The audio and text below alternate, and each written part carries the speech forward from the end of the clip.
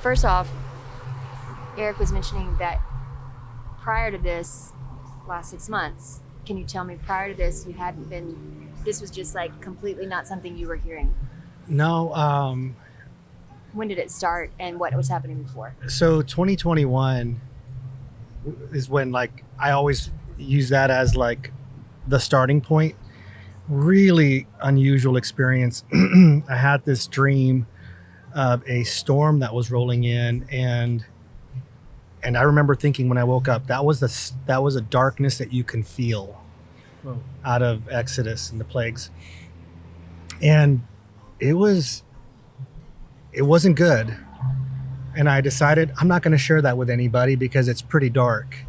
So I didn't. Had you had a dream like that before? No. Okay. And So- what was the date? What was the time It stamp was on this? March 2021. So I didn't tell anyone. And fast forward like 2 weeks later, my brother-in-law comes over to my house and he says, man, I want to pray for my brother. Can we call him up on the phone? He's in Tyler. He was making a big life transition. And man, it was the power of God. We called up his brother, put him on speakerphone. We're in the kitchen, and it was a powerful ministry time. I mean, amazing, over the phone. At the end, David, my brother-in-law's brother, says, hey, since I got you guys on the phone, he's like, I had the weirdest dream. And then he starts sharing my dream. Holy moly. And I'm like, what the heck? And I'm starting to sweat as he's sharing this, right? I'm like, and I'm thinking to myself, how do I say I had the same dream? So he wraps it up and he says, what do you guys think? My brother-in-law standing next to me says, dude, you're never going to believe this. I had the same dream. Oh. And I was like, what the heck? I was like, man. All three of you. Yeah. So I was like, what do I do with this? Because now my brother-in-law is sharing and I don't know what to say. He wraps up and I was like, man, I don't know how to say this. This is going to sound ridiculous, but I had the same dream. So now all three of us are sharing and each one has like one detail, the other one doesn't. So it's really interesting to see the little nuance differences where one has just a slightly different, like David had, the storm is coming from the east. He's like, for some reason that really stood out. I said, okay.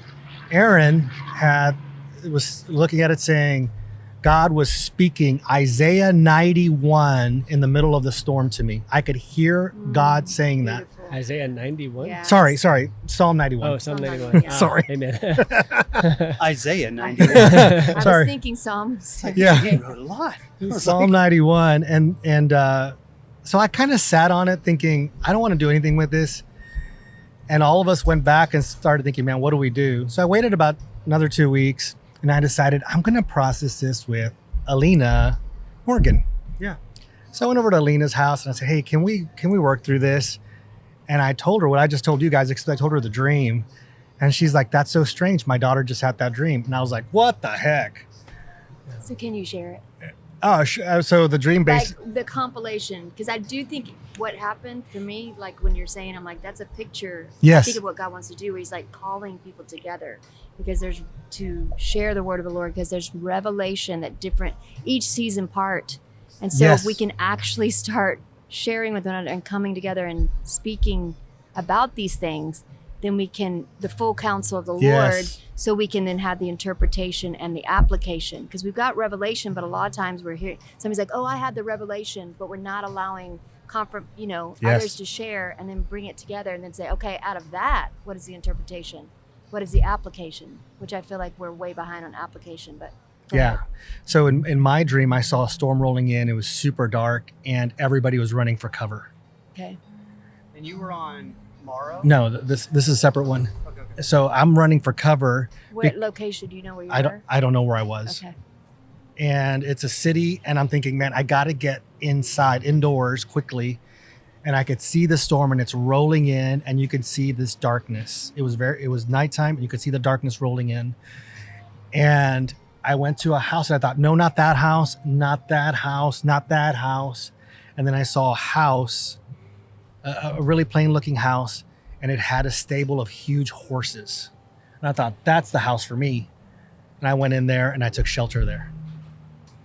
With horses. Yeah. Okay. And to me, that's I can go into what horses and all that means, but that was what I saw. Aaron was on 84 In Waco. in Waco, and he was going east on 84, which I don't know what the direction east is from here. But he saw the storm coming from the east, and he thought maybe I could ride through this. And then the storm was so severe, he had to pull over, and he can hear the voice. He says the voice of God saying, Psalm 91, Psalm 91, and he woke up. Mm-hmm. David was at home, and he saw the storm rolling in through a window, and he said it was coming from the east. It was menacing. It was dark, and it was a darkness that you can feel. Same as yours. Same as me. So when I brought it to Alina, she said basically her daughter had seen the same thing, a dark storm coming, a darkness you can feel. She said, but the other one thing that she added to it was, she says, Alina just flat out said, it's happening in the fall. I saw the fall leaves In being the blown dream? in the dream, in her daughter. daughter's dream. Okay. The fall leaves were being blown up. And she's like, so whatever happens, it's going to happen in the fall. And that was kind of like the synopsis of all of them. That's where I knew, hey, something big is going on, but I had no idea of the timing. The timing was something I struggled with. And this was So then can 2021. Yeah. Go ahead. Yeah. Yes. So, follow up to that. We live on a street. We used to live on the street Morrow. And I used to have this dream when I lived there of coming out of our front door and looking down the street to the left, which would be east. It was east. And this giant evil black storm rolling in. Mm-hmm. Then now Alina's daughter, was she on Morrow? No. No. Okay. She's just seeing the storm. Then you're at ministry time, right? Yeah. With the dream team. At the dream team. You want to talk about that? Yeah. Yeah. So the week before, so this was now 2 weeks ago. It was on a Saturday morning. And I was chewing on a dream my brother-in-law sent me. He had texted me a dream. Basically, he was saying I was on Morrow, and This is your brother. my brother-in-law, Again. and he said, hey, I was on Morrow, and I saw this dark, ominous storm coming. And I was asking, and I turned on 23rd in Morrow. Yeah. He was on 23rd and turned to Morrow. Okay. And he said when he looked out, he saw this menacing storm. And he was asking the Lord after, what are you saying, God? And he said, you can rest in Psalm 23. That's why he was on 23rd. He said, but the storm coming is imminent, because the word morrow means tomorrow, or it means imminent. Now I'm sitting there and I'm thinking about that, and I haven't told anybody about it. When was that dream? So my brother-in-law's dream was 3 weeks ago. Okay.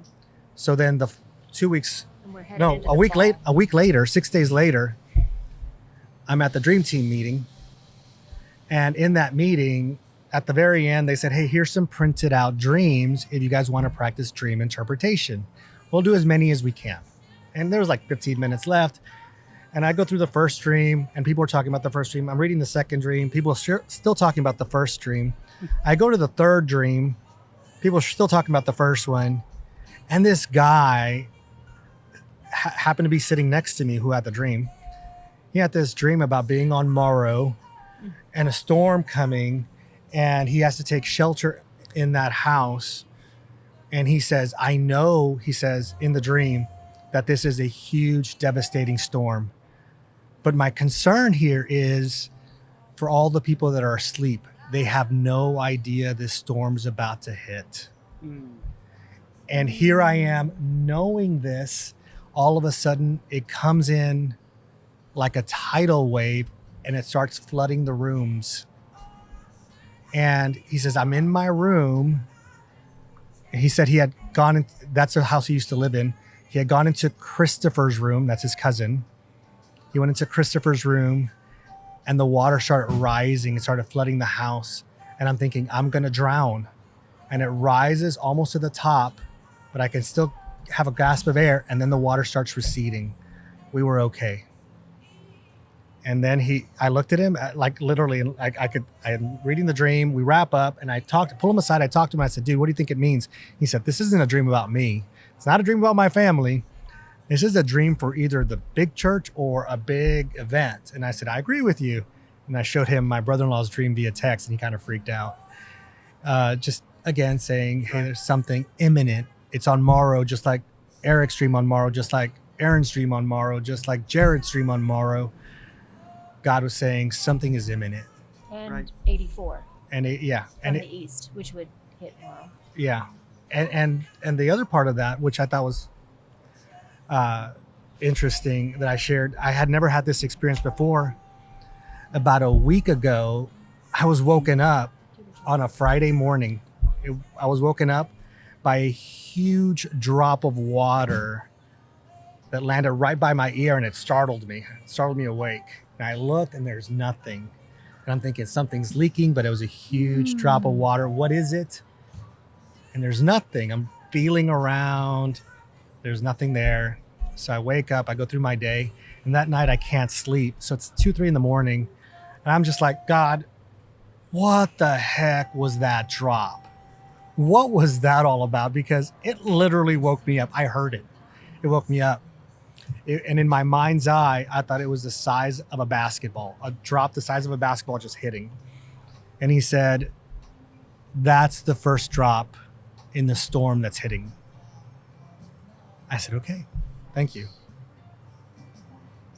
So your brother-in-law, the water came in and then it receded. Tell me that part again. That's my friend, Jared. Oh, Fred. Yeah. He said the water, so he took cover in his room, in his cousin's room, Christopher, which I thought was wonderful that it was Christopher. I thought it was great because I think of the name, a real powerful Christ figure. So he took refuge there, and the water started going up because it was flooding the house. But everybody was asleep. But he says, my concern was nobody knows it's coming. It's the middle of the night and everyone's sleeping. And I think we all know what. Yeah. What does it mean? Say it to be obvious. I think dark times are dark times. It's not just the night, it's a dark time. Right. People are sleeping, meaning Not people aware, are just, they're not awake. aware. They do not realize what's going on. Yes. Right. So they're asleep, they're unknowing, and it is the middle of the night. It is the time where everybody's sleeping and least expects it. Mm-hmm. So Bob Jones, Rick Joyner, John Paul Jackson, all three of them, I think Bob Jones and John Paul Jackson, it was called The Perfect Storm. And there were 7 stages to Bob Jones. And then Rick Joyner also spoke about it. Something that encouraged me from 2 of their testimonies was that it was a time of also great authority for the church. And Bob Jones shares, which these 3 guys are, prophets. Yeah. Some of them gone, 2 of them gone, and one of them I think is still alive. But either way, whether I completely trust everything these men say or not, they have been throughout a long time prophesying either way. But either way, the something that encouraged me was both 2 of them, Bob Jones and Rick Joyner, talked about the authority of the church, and just let the redeemed say so, is what Bob Jones says. And he gave an example of they were in a home group or something and a tornado was coming in to hit and they prayed and it moved. And he felt like that was going to increase, that the church in this hours were called, and I think that's why we need to hear, we need to understand, and then prayer is one of the applications. There's prepare is another, but either way, we need to take the authority that we've been given, and I think the authority should be increasing. So there's also hope. I think that's the hopeful piece, is that we're called to, there's an authority, we're given the authority because he has all authority in heaven and earth and he lives in us, right? So anyways, to take authority and he said specifically over your city, over your state, over your nation, over the nations, to turn back or, to call forth for mercy, for God, reprieve, whatever we're calling for. But I think it's just also alongside that, the part of hope is that people are also saying there's a great move. That billion-time harvest, that end time, whether we're in the end times all the way to the end, who knows? But the birth pangs, it's like kind of obvious that Matthew 24 birth pangs, we're at least there, if not somewhere further down the road. But anyways, I think those two things are encouraging: a move of God and the authority of the church in this season. But we need to be awake to take the authority. Yeah. So, did you want to share that dream 2 nights ago? Red horse. Yeah, well, that's Or something that's else. what we're saying is I think there's two things coming. Yeah. You know, we're seeing a storm, and then everybody and their dog is seeing 9/11, not just because yesterday was 9/11, but for the last couple of years, everybody keeps seeing 911. Yeah.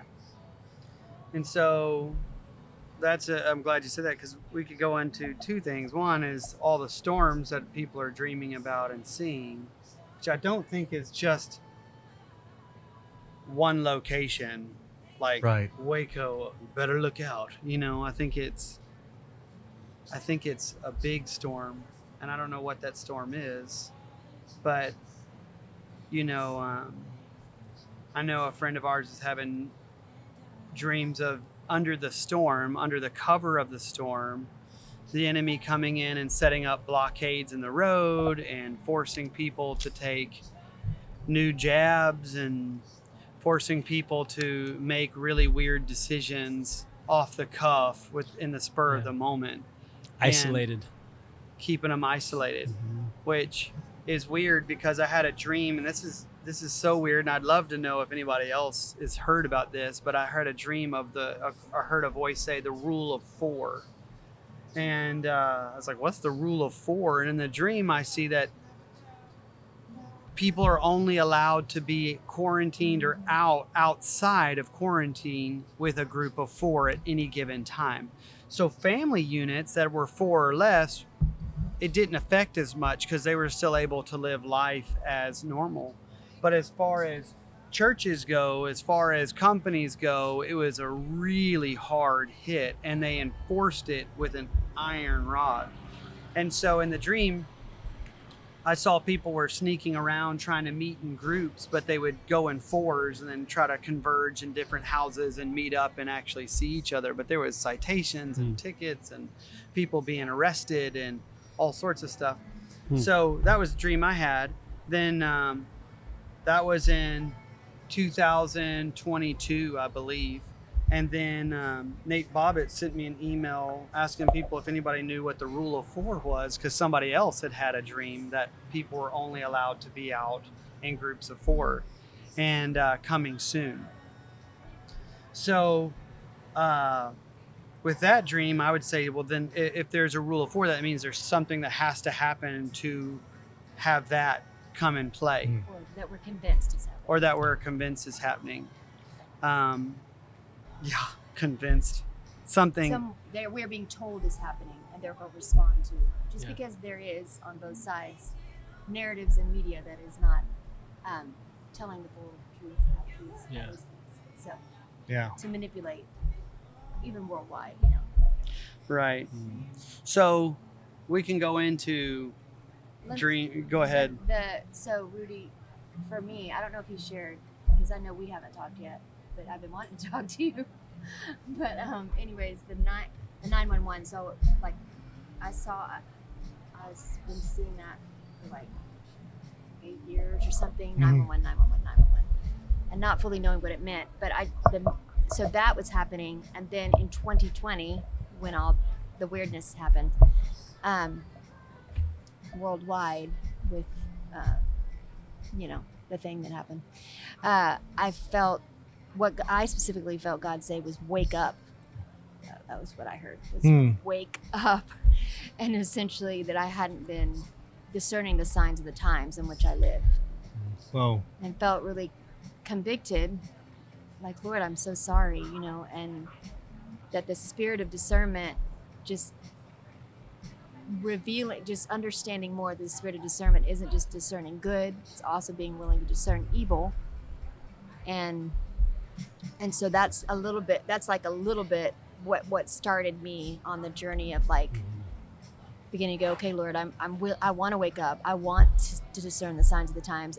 And beyond that, I feel that it's time for the church to do that because there's so many suffering under what's happening on our earth, the world, the flesh, and the devil. So it's not just the world and the devil. There's flesh. There's people who've given themselves to the enemy and the enemy's plan and acting things as well, because we live on a fallen world, whatever. Yeah. And they run Babylon. Yes. This is, yes. Good. No, I mean, I'm just chiming in. They do. They do run the system, the world system that is very clearly in the Bible. So anyways, I think for me, that's just a little bit, but you were wanting him to share. Is there something else he had shared with you? Because I just want to hear more. I want to hear, let me that you're dovetail real hearing. quick, and then I want to hear that. Yeah. Were you going to go Houston Dreams? Yeah. Well, so I want the we October have 31st. Right. So that hasn't happened yet. So okay. what we're saying is, we're I wish I thinking had there's one two more. events. There's the 911 event, which Yes. no one knows when or how. It's just a sudden thing. And then there's a storm, this luminous, Come in. people can See feel the it. dark. You see it coming. In my dream, I was standing on Morrow, watching it come from the east. This ultimately black, twisted tornadoes, things coming this way, and you're like, oh, better hide, Yeah. And I felt specifically the 911 also would be around the trafficking of human souls, Wow. specifically children, and Psalm 10 being a prayer petition to heaven, calling the emergency. What I felt was it's a 911. The reason I've been seeing it is we are, as the church, need to rise up. I think we're seeing it for multiple reasons, but for the church, we need to rise up and realize we're in emergency and make an emergency call to heaven to call forth, like what I'm saying, the authority of the church to push back evil that's oppressing humanity, that's hurting people, that's trafficking human souls, that's manipulating and bringing destruction of humans, But so that specifically, just to say, I feel like the 911 also has a lot to do with that. And I feel like there's things that have happened that are 911, Maui, and there's 2,000 children lost, missing, and no one knows where they are. These kind of things happening concern me, that these things could be, people are using it as a cover-up to traffic in the thing that gets the most money, which is human souls. Yeah. So, and children being the main target. Let me dovetail on that Go real ahead. quick. So just thinking about Babylon, and I take so much hope and comfort in that Yahweh is on the move judging Babylon. Like, this is his war against Babylon. Yes. He's starting to attack and Yes. knock down, and he's shaking the hell out of us. Like, he's literally trying to shake us. And you had mentioned something just a minute ago about the hope of the birth pains, and on the other side. There's the baby, right? Yeah. Hallelujah. Share that. That was Yeah. So Can I say one thing off Yes. of what you said? Wait, I don't remember. You were sharing. birth pains. God No. is shaking the hell out of Babylon. Yes, and again, that place where it's like the world, the flesh, and the devil, the enemy, like with the cross. Yeah. It was the enemy, but God used it as the point of salvation. yes. And so this is the enemy. The world, the flesh, and the devil are causing shaking and all this stuff, but God is using it for good. Eventually, yes, God will, in the end, there will be a judgment, but I believe a lot of it's coming from the world, the flesh, and the devil, and what you're saying, but God will use it for good. Just like the cross, the enemy thought he was winning, Yeah. but the very thing He would he never was have done it. doing, exactly, Yeah. is going to cause the church to rise up. It's going to cause the great move of the end time Billion harvest. soul harvest. It's going to prepare. I totally agree. Anyways, so it's Yeah. really awful, but yet hope. Yeah. So go for it. Yeah. So what we were talking about before we started recording was just that the birth pains in the natural, when Jesus talks about them and near the end of Matthew, it's really, if you keep on going with that analogy, it's that the birth pains get closer and closer together, more and more severe, but you get a baby at the end. Yeah. When our second Samuel was born, Emily did it without anesthesia, and it was so painful just for her, but for me too, because I had to watch. Yeah. But literally like 30 seconds after he's born and all the pain, she says, I want another one. I was like, what are you, crazy? What? Yeah, I kid you not. That's amazing. What a And, woman. and it's kind of like Yeah. what you're hitting at, is that you forget immediately. The pain is gone because there's a baby in front of you. Wow. And the pain that you literally just experienced 30 seconds ago is forgotten because of the baby in front of you. Yeah. And keeping the analogy, I want us more and more as the body of Christ to be envisioned. You know, when you're getting ready to have your kiddos, you're thinking about the name, you're picking it out, you're wondering, Lord, who is this person going to be? And start dreaming about this person, getting the room ready. Like, I think this is the process of, okay, Lord, get us ready for that new kingdom. Where are we going? What is this world going to look like in a few years when he comes back and takes authority and we're ruling and reigning with the nations? And like, let's wrap our minds and our hearts around that in order to give us comfort in the when our heads are attached back on our bodies.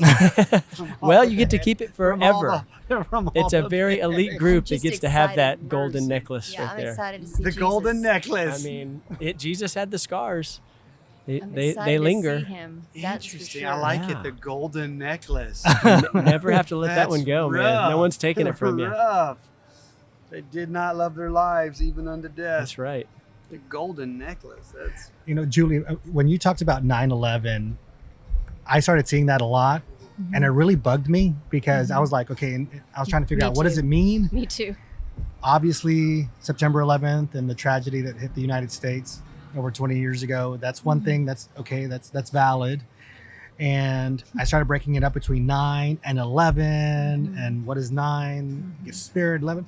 But when I really got the breakthrough for me in my YouTube feed, it's like 2 minutes and 30-second video from John Paul Jackson. Right. Somebody taken a small little clip of something he was saying and just in a vacuum put it up there. And that was about numbers.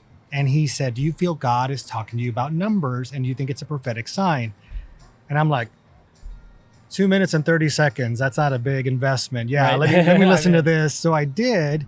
And he starts talking through all of it. And he said, if you still don't know what it means and you believe it's prophetic, go to the prophets and go to the major prophets and make that a chapter and a verse in the prophets. And chapter 9, verse 11 in the major prophets are all the same verse. What? Yeah. Really? Yeah. They're all What is judgment words on Israel. Wow. It's the church. That's really weird because in Revelations 9:11 is when Abaddon comes out of the pit. He is released. So it is for judgment. It's time, Yeah. that's scary. I had no clue. When I looked at one, I thought judgment on Israel. Okay. Clearly that's not what God is saying. I went to the second one. Oh, coincidence, it's the same thing. But clearly that's not like encouraging or lighthearted or so go to the third one, it's the same Clearly thing. not. Go to the fourth one. I was like, well, you have the trifecta. Well, quadfrecta. Quadfrecta. That's a new one. But it was stunning to see that in Scripture, God ordained it that way. The prophetic books all had the 9/11 being the same verse. Now I want to go see it. Is there one you can read? Nah, not here. It's just a summary. We can pull one up and post. Yeah. But when I asked God about that, because it's just all gloom and doom, right? I'm like, God, what do you got to give me more, because when I was going through it, there was no hope. And I know that God does not speak without words of life and hope. It does not happen. There could be judgment, but judgment for a reason. And there's going to be an outcome, something beautiful at the end. Yep. So he really impressed on me Isaiah 60. And it has that verse 2. And verse 2 says, darkness covers the earth, deep darkness covers the people. And he had me read the whole chapter over and over again. You see the darkness that's coming and the darkness that is here. That's half of a verse out of 22 verses. Everything else is the glory of God. Everything else is God's reward. beautiful. Everything else is people coming to the light. Everything else is the church being the church. Yes. Yeah. In the middle of half a verse, it says darkness. Yeah. And that gave me good perspective. That's kind of where I've landed. And go ahead. No, you go. I think for same experience, and I think as we're saying, wake up, church, wake up. We need to wake up. Yeah. I felt the same thing, where it's like, just as I began to see darkness after darkness after darkness, and in the wake up process, he said, wake up. Yeah. And I started looking into things biblically, but also in the natural. And I think it was the same thing where it feels overwhelming. It feels like, oh my gosh, where do I live? What's happening here, on this earth? But I think same thing, that the cool thing with discernment is discerning the evil means you're also then going to even know God even more in his strength, in his power, in his love, in his grace, in his hope. Yeah. Like you have to, it's almost like being willing to see what is happening you're like, my soul has to now have deeper revelation of who this God is that I'm serving in the face of darkness, And so similar experience in the sense of like, oh, it's so heavy, Lord. Yeah. And then he brought in who he was, and I had to know him even more because obviously it says the dark will get darker, but the light will get lighter. And I think it's also revelation of just how awesome and incredible and powerful, and his plan is like going to overtake, anything that the enemy would try to do. So anyways, I think that's something you experience. I think when you start to be like, oh, God's speaking these heavy things. On the other hand, it's us going, arise, shine, for your light have come. The glory of the Lord is risen upon you. Though deep darkness covers the earth, his righteousness will shine on you like the noonday. I'm kind of so I don't know, just relating to that, but also encouraging people if you are in a place where you're hearing all these things, to just press into the presence of Jesus and let him surround you with who he is, because it is so much greater than anything, when we're seeing that's going, Lord, the Lord's like, this is going to happen. This is going to happen. If you're having dreams or words like this, please put it in the description, comments, whatever, and we'll put it. I'm a dum-dum. Well, no, that's a great point. Throw it in the comments, because we need to rally together and hear what the Lord's saying, because it's really weird. I mean, we haven't even hit the big stuff yet. We're just literally talking about the storm. Yeah. The storm that people are hearing all over the place. There's storms coming, and the enemy's going to try to set up new blockades and new barriers under the cover of this storm. So we need to be careful. We need to be aware. I think something we can do, even if something is ordained in heaven that this is going to happen, we can pray over the loss of lives. We can pray over our city. Yes. We can pray over our families. We can do prayer walks around our blocks and say, this evil will not touch my family, because we are covered by the blood of the living God. Yeah. The blood of Jesus Christ has been placed on our door frames, and that evil will not come here. Psalms 91. Psalm 91. 1,000 fall at my left side, 1,000 fall at my right side. I will see the evil, but it will not touch me. That is our promise, is that God is with us. Even when I walk through the dark valley of the shadow of death, I will fear no evil. Like your friend's dream about being on Psalms 23 and going into the storm on morrow, saying it's inevitable. It's tomorrow. It's coming soon, And so that's our action point. We're saying, guys, it's time to come together and pray and get ready, because a storm's coming, Yeah. And like I said in our last podcast that got destroyed, My bad.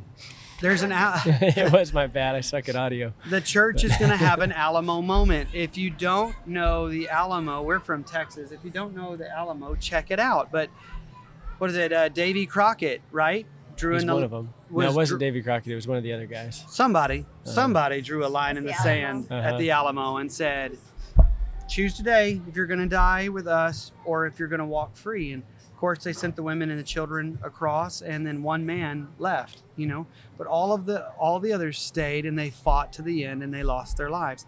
And I think the church is coming to a place where we're going to have a line in the sand saying, who is your allegiance pledged to? It's either going to be pledged to yourself, or it's going to be pledged to Jesus Christ. Yes. And it's going to be our greatest moment, but it's going to be a hard moment. I want to dovetail. You guys are on a different level with dreaming, and I know you are too, but one of the dreams I had one of the things preceding our friendship really blossoming was I had a dream where we were in my living room and y'all were there, and we knew there was a a quarantine, like you weren't allowed. It's kind of the rule of force. Like you weren't Yeah. allowed to be there, but we were all there and we were worshiping and we were getting zapped with power like crazy. And I remember Wow. in the dream, it was just overwhelming to where we didn't even care that people might be coming or not coming. We were getting filled in my living room and they were going out and doing the works of the kingdom. And it was Wow. in one of those, whatever, what'd you call it? Rule of forest. And Yeah. And that's what I would say also is like it's time to find friends Yes. and family that have the like heart, that are open-minded, and that you can band together so when the storm comes you have people to link arms Right. with and pray so you don't find yourself alone, Yeah. and just being like, well, hope the water subsides. Yeah. I hope I can hold my breath this long, Yeah. It's so funny Yeah. that you had that dream about holding your breath. Oh, that was crazy. Yeah. Your friend having the storm coming on morrow. Mm-hmm. Everybody's underwater. He's barely trying to hold his breath. Can I do this? Because that's going to tie into our next couple of dreams that we've all had.